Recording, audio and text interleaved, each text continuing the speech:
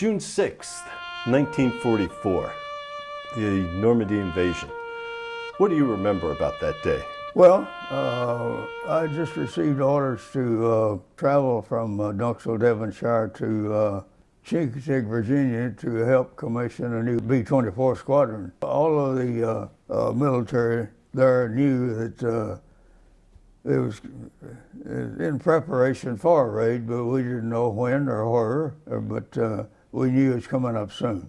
When you got the word that the Operation Overlord, as it was called, happened, who told you? Do you remember? Our commanding officer. Well, it was a joyous occasion, you know, to see that even though we lost all these men, we knew we wouldn't be losing any more. We had survived. I guess there's so much rejoicing you overlook the bad part of it. Anything you gained during the conflict helped your spirits, you know. You felt better about it. So you were flying lots of missions prior to that over the English Channel. I flew 56 missions over the Channel and the Bay of Biscay, which is the western coast of France. How dangerous were they?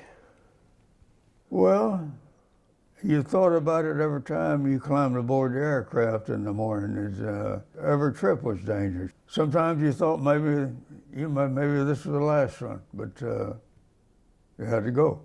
When you went to Normandy to visit, what kind of experience did you have? What did you learn? What did you feel? Well, this was quite an education for me. I've flown over it before, but I've never did own it. I'd have to say the beaches themselves were beautiful. Big, wide beach, but you could not believe the gun embankments and placements that the Germans had there.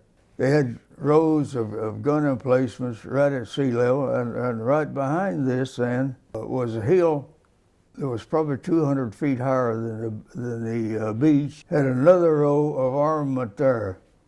They were well prepared for anything.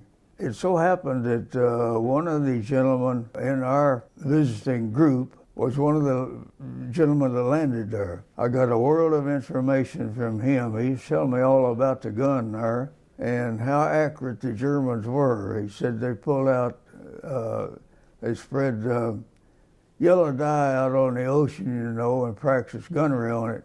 He said they were very accurate. He said, and this gun, he said, we had nothing to compare with it. Was there any certain memory when you went to Normandy that stuck with you? One complete division was wiped out. That's something you can't forget. I don't remember how many men in a division, but the whole division was lost, every man. And I was telling you about the gentleman that was with us when I visited there.